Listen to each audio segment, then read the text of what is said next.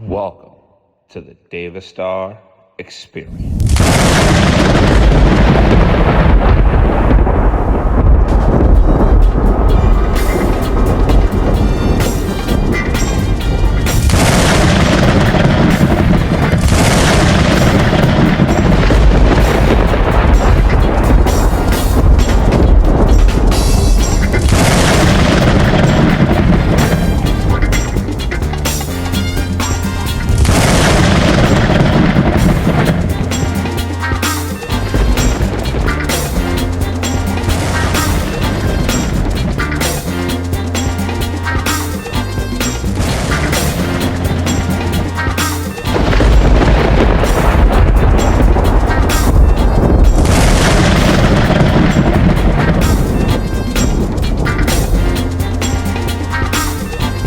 Welcome to the Davistar experience.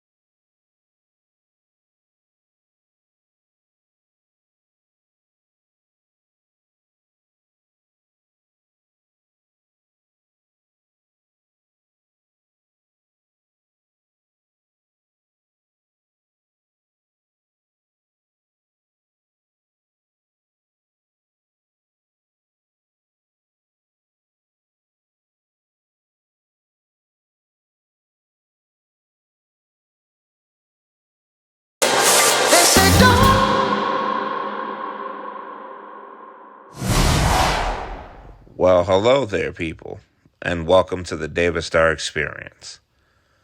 I'm just going to get straight into this video. I'm going to do this one a little bit differently because I feel as though this is warranted. The woman you see before you was Director Kimberly Cheadle. Who is this woman, you're wondering? This is the poor woman who just so happened to be the director of the Secret Service on the day where some idiot decided he wanted to take a pew-pew at the president. So I won't bore you with the backstory with detail because there's a lot going on there. But essentially, some guy was able to get up on a roof and had a clear shot at the president. Apparently, measures were not taken to prevent this, and that's what led us to this moment here. Director Cheadle essentially walked into a gunfight with a knife. Because that incident took place, they called her with a subpoena to appear before Congress to get her ass chewing. Now, I've seen my fair share of congressional hearings. I've seen my fair share of grillings from Congress and other variations. But what they did to this woman right here, What happened to this poor woman was damn near criminal. They did this poor lady so dirty, it wasn't even funny. When I tell you they took their pound of flesh out of this woman, they took it out with force. They took their pound of flesh out of this woman and didn't leave seconds. Now, granted, there were some things that I'm pretty sure she couldn't answer, but to play devil's advocate, come on, lady. You mean to tell me you don't know some of the basic stuff from this investigation? You can't give these old rich people something? You can't tell them anything? Granted, I get her whole thing, and we'll go through it. We'll go through some of her testimony, especially the little preamble that they have them do. The Secret Service is dedicated to blah, blah, blah, blah, fail-safe missions, and we failed, and we suck, and all that. Yeah, pay attention to the preamble, because she's pretty much going to tell you without telling you that she can't tell you shit. Like, literally, the entire time that she's up there testifying, all she essentially told these people was that she can't tell them shit. She can't tell them anything that has anything to do with the investigation. She can only give out details. Of course, she can't give names. Of course, she can't give methodologies. And she's going to use a whole bunch of terms that I'm going to try to break down as best I can. I mean, I'm not a scholar. I don't work in the field, but I am familiar with bullshit. So as soon as I hear it, I'm going to call it out. And that's on both sides. Because let's just be honest. What happened to her was fair. But some of the questions that she's being asked here, yeah, some of the people that are asking the questions are pretty much as nefarious as the common criminal. I'm just saying, I'm just saying that if we're going to have an assembly of people here asking questions about the former president nearly being assassinated, maybe we need to be asking some pretty critical questions of some of the people that are asking the critical questions. Maybe I'm stretching it here, but here we go. I'll recognize myself for the purpose of making an opening statement. But first, without objection, Representative Mills of Florida and Representative Miller of Ohio are waived onto the committee for the purpose of questioning the witness at today's hearing. Without objection to order. Good morning. Today's hearing is for the American people who are seeking answers about the attempted assassination of President Trump. A little over a week ago, Americans watched in horror as a shooter attempted to assassinate President Donald J. Trump at a campaign rally in Butler, Pennsylvania. The gunman nearly succeeded. The bullet that struck President Trump's head was less than an inch from taking his life. I think the jury's still out on that one, pal. I really don't see how we can accurately say that a bullet did that to President Trump. I think that based on some of the things that we've seen, don't think it was a bullet that necessarily did that. I just think dude just had bad aim. And maybe, I don't know, nicked the monitor that probably nicked his ear, because maybe this is just me. And I'm going to venture out on a limb here, so don't leave me hanging. But I don't necessarily believe the reaction that he had after being quote-unquote struck is the same reaction that someone would have if a bullet actually did that to their ear. Maybe it's just me, but I need to see a more detailed report, with trajectory and all that. Because if a bullet actually did that to Trump's ear, I would imagine it would have left a bigger hole than the one that we all saw on TV. I think the Evander Holyfield, Mike Tyson bite incident probably did more damage to Evander Holyfield's ear with Mike Tyson's teeth than the bullet that allegedly was fired from the weapon at President Trump. But here we go. President Trump survived, but one rallygoer, Corey Comparator, tragically did not. Two others were seriously injured. It was a horrifying moment in American history. The horror was exceeded only by the bravery of the law enforcement agents who threw themselves in harm's way when shots were fired, the bravery of a crowd unwavering in its refusal to panic, and the bravery of a bloody President Trump refusing to run. While we give overwhelming thanks to the individual Secret Service agents who did their jobs under immense pressure, this tragedy was preventable. The Secret Service's protective mission is to protect U.S. and visiting world leaders and safeguard U.S. elections through protection of candidates and nominees. The Secret Service has a zero-fail mission, but it failed on July 13th and in the days leading up to the rally. The Secret Service has thousands of employees and a significant budget, but it has now become the face of incompetence, Cummings, in the agency's makeup and operations. Unfortunately, those warnings and recommendations have gone unheeded. A former president and current candidate for president was shot in the head by a sniper within 500 feet of the podium. This is unacceptable, and we are concerned the Secret Service lacks the proper management to keep protectees safe from bad actors. Americans demand answers, but they have not been getting them from the Secret Service. We are instead learning about new facts about the events surrounding the attempted assassination every day from whistleblowers and leaks. Oh, yeah, they were pissed about them leaks. They were mad as hell that they were learning more information about this incident through the media than from their own people. That sucks. About how the agency failed President Trump and the victims who attended the rally in Butler, Pennsylvania. It is my firm belief, Director Cheadle, that you should resign. However, in complete defiance, Director Cheadle has maintained she will not tender her resignation. Therefore, she will answer questions today from members of this committee seeking to provide clarity to the American people about how these events were allowed to transpire. We will ask these questions because the Secret Service and its parent agency, the Department of Homeland Security, have been unwilling to provide answers to the American people. Now, I want y'all to take a look at this man's face. When I tell you his expectations for answers turned his face beet red the more he couldn't get what he was asking for, oh, this man was hot. On July 13th.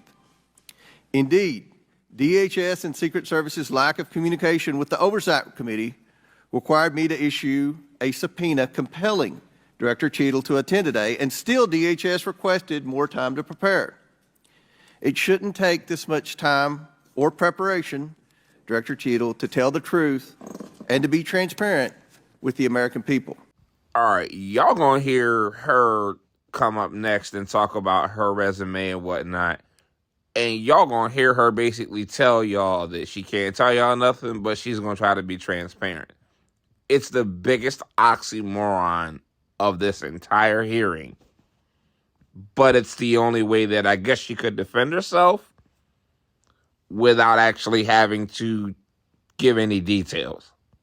Her answers, and then we will move on. We're going to have about 100% attendance here today, plus a few additional add-ons. So this will be a very lengthy hearing, and we want to make sure every member gets their 5 minutes uninterrupted to be able to ask these important questions in this very bipartisan hearing today. I now recognize Director Cheadle for your opening statement. Thank you. Good morning, Chairman Comer, Ranking Member Raskin, and distinguished members of the committee. My name is Kimberly Cheadle, and I am the Director of the United States Secret Service. I appreciate the opportunity to appear before you today. The assassination attempt of former President Donald Trump on July 13th is the most significant operational failure of the Secret Service in decades, and I am keeping him and his family in my thoughts. I would like to offer my sincerest condolences to the family of Corey Comparator, a former fire chief and a hero who was killed in this senseless shooting. I would also like to acknowledge those who were injured in Butler, David Dutch and James Copenhagen, and I wish them a speedy recovery. I would be remiss if I did not also extend my condolences on the passing of your colleague, Congresswoman Sheila Jackson Lee. Ms. Jackson Lee was always engaged in the oversight of the Secret Service, and her passing is a great loss to this body. The Secret Service's solemn mission is to protect our nation's leaders. On July 13th, we failed. As a director of the United States Secret Service, I take full responsibility for any security lapse of our agency. Transparent as possible when I speak with you, understanding, though, at times that I may be limited in providing a thorough response in this open setting due to associated risks with sharing highly sensitive protective methodologies. I do not want to inadvertently provide you today with inaccurate information. Since January 1st, 2024, the Secret Service has successfully secured over 7,500 sites. Every protective advance comes with its own set of challenges and requires a customized mitigation strategy, including specific assets. Security plans are multi-layered, providing 360 degrees of protection. These layers include personnel, technical, and tactical assets, which are a force multiplier for our protective posture. During every advance, we attempt to strike a balance between enabling the protectee to be visible and our protective requirements to be secure. I know this because I have spent 29 years in this agency. I came up through the ranks. I've secured events for every president since President Clinton, supervised on Vice President Cheney's detail, led our training center, oversaw all of the investigations and protective visits in the state of Georgia, supervised on Vice President Biden's detail, and the agency's entire protective mission during the Trump administration. The comprehensive advance process involves collaborative planning between our Secret Service, the protectee's staff, local law enforcement partners, and the level of security provided for the former president increased well before the campaign and has been steadily increasing as threats evolve. The security plan included a full assessment of the Butler Farm showgrounds to identify security vulnerabilities and craft a security plan for the protectee, attendees, and the public. Immediately following the assassination attempt, I directed the activation of my crisis center. I assembled my executive team to begin surging more protective resources to the former president and to ensure the wellness of our people post-incident, all while securing an active crime scene. I immediately ordered a reevaluation of the Republican National Convention security plan, and I increased the security posture in the National Capital Region for all permanent protectees and sites. At the same time, I initiated a mission assurance investigation within our agency. I have instructed my team that all necessary resources will be dedicated to investigating these matters. We will not rest until we have explored every option, and we will leave no stone unturned. We are fully cooperating with ongoing investigations. We must learn what happened, and I will move heaven and earth to ensure that an incident like July 13th does not happen again. Let me state unequivocally, nothing I have said should be interpreted to place blame for this failure on our federal, state, or local law enforcement partners who supported the Secret Service in Butler. We could not do our job without them. We rely on the relationships built over years of working together to secure events and conduct investigations. Our agents, officers, and support personnel understand that every day we are expected to sacrifice our lives to execute a no-fail mission. We'll now begin our 5 minutes questions, and I will begin.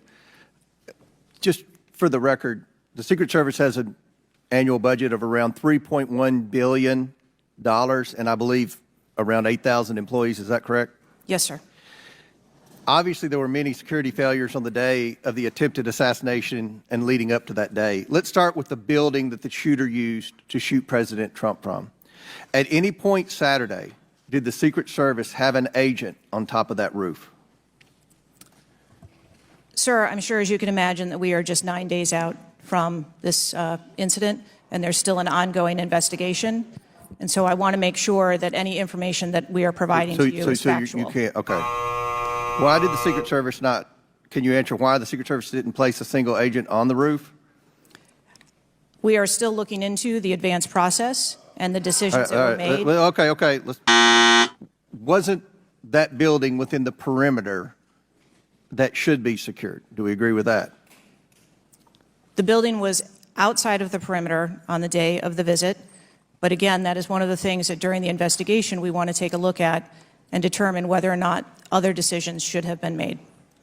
One of the things that you said, I believe, in an interview, that there wasn't an agent on the roof because it was a sloped roof. Is that normal, and do you fear that immediately creates an opportunity for future would-be assassins to look for a slanted roof? I mean, this is a huge question that every American has. Why wasn't a Secret Service agent on the roof? And there have been reports that agents were supposed to be on the roof, but it was hot that day and they didn't want to be on the roof. Can you answer any of those questions, Director? So I appreciate you asking me that question, Chairman. I should have been more clear in my answer when I spoke about where we place personnel in that interview. What I can tell you is that there was a plan in place to provide overwatch, and we are still looking into responsibilities and who was going to provide overwatch.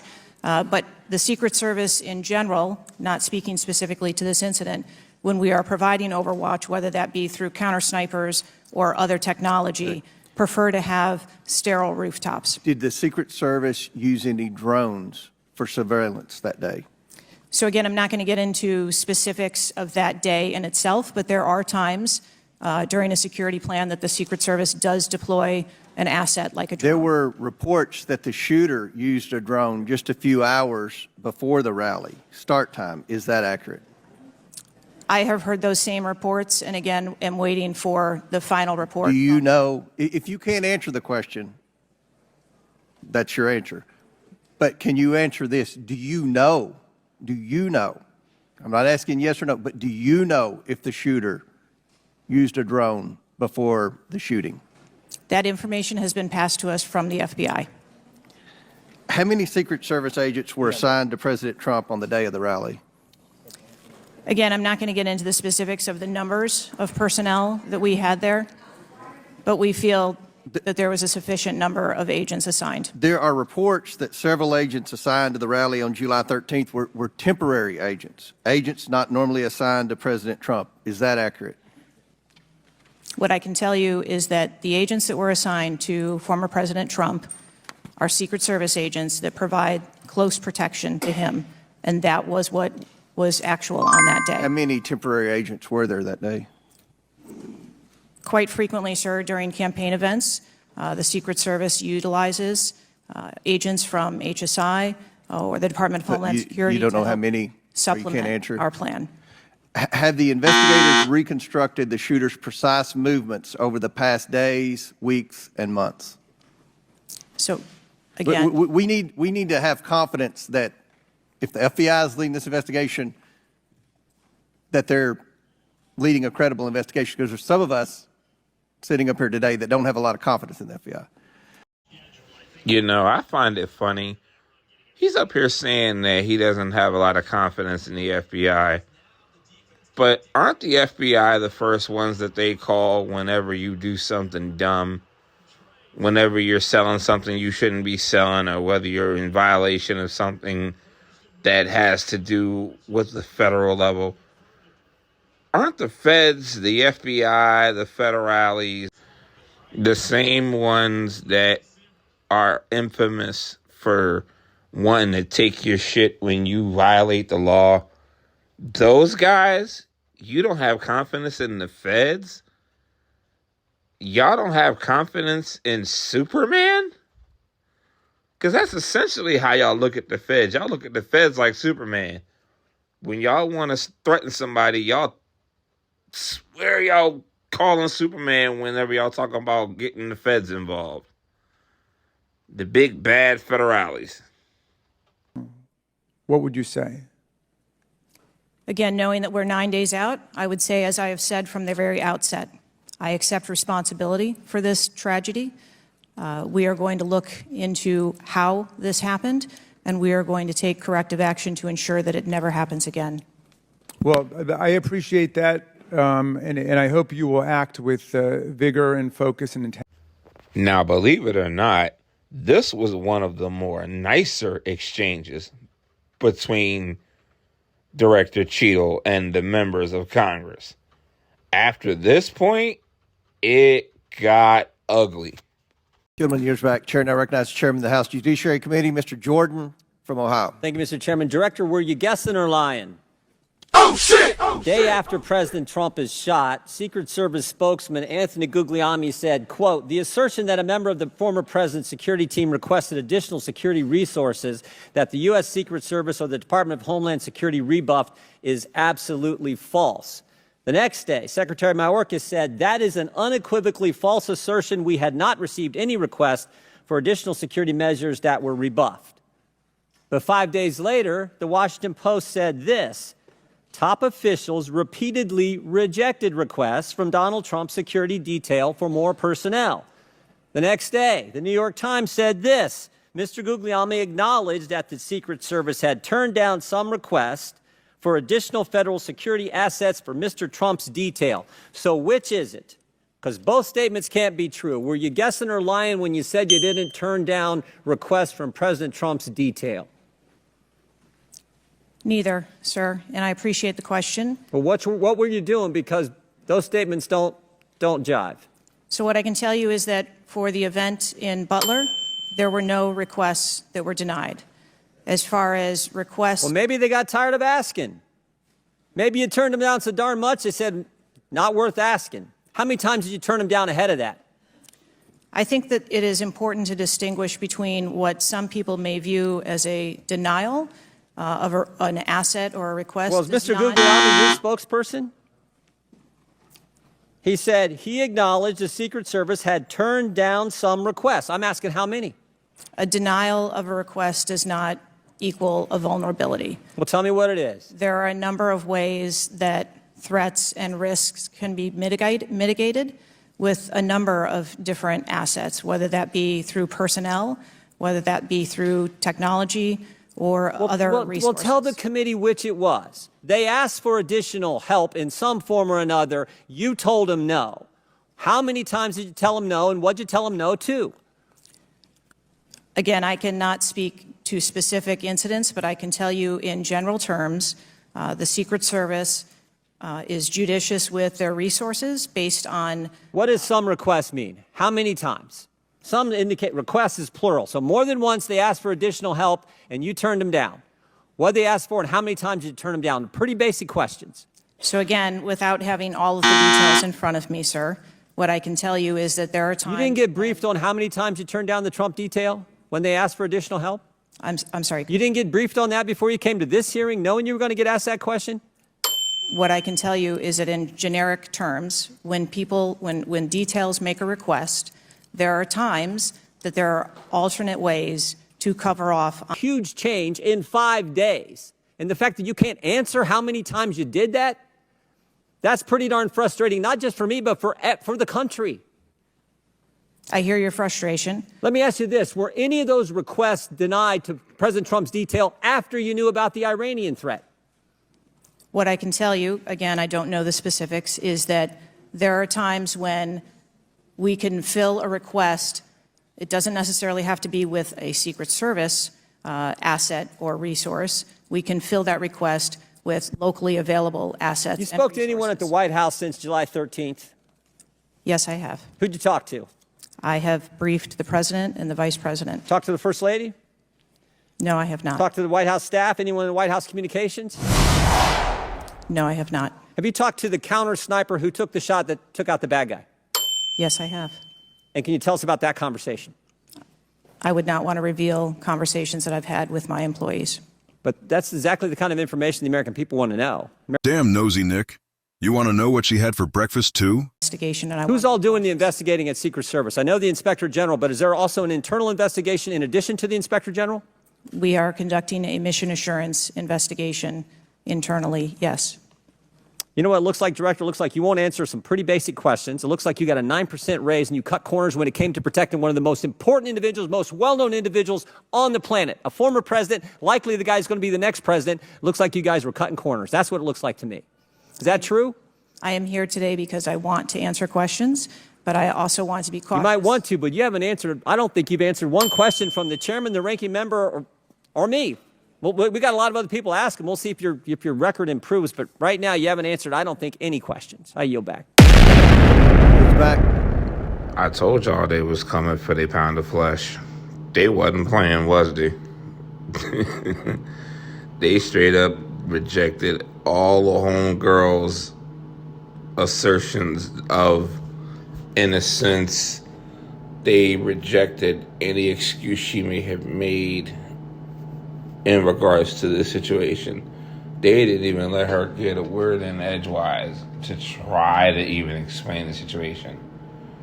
Even with saying that they, had to turn away additional assets and just stuff, man. Just sitting here thinking about how these people just dug into this lady. And it gets worse. It gets progressively worse. In the summer of 1963, as a law student, I traveled to the South to work in the civil rights movement. When I arrived in Jackson, Mississippi, I was met by a civil rights activist who showed me around town and tried to convince me to work in Jackson that summer. I recall talking with him and his wife about the raw atmosphere in Jackson. Later that day, he took me to the bus station for my trip to my assignment. That night, he was assassinated outside his home. His name was Medgar Evers. I condemn the political violence. It is a threat to democracy. I want to discuss one of the roots of political violence, guns.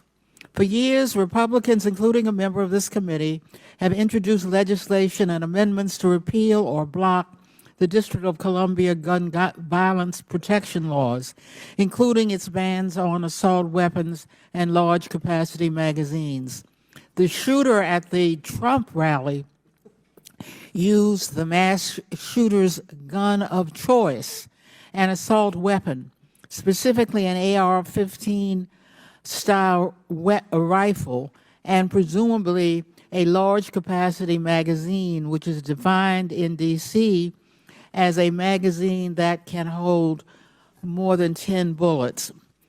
Director Cheadle, would Secret Service protectees in D.C. be safer or less safe if people who have exhibited a propensity for violence or instability could carry a concealed handguns in D.C.? I think, ma'am, that we work in parameters where we travel around North America, and the rules on open carry and concealed carry are different from state to state, and that is part of what the Secret Service takes into account when we develop a security plan. Obviously, anyone that comes into one of our protective sites, we would establish magnetometer support, metal detectors that personnel would have to process through, eliminating that potential. Would Secret Service protectees in D.C. be safer or less safe if more people could carry handguns in D.C.? I think, again, as I stated, ma'am, we want to make sure that we provide a safe environment for all of our protectees, and whatever measures we would need to put in place for a secure site, we would do so.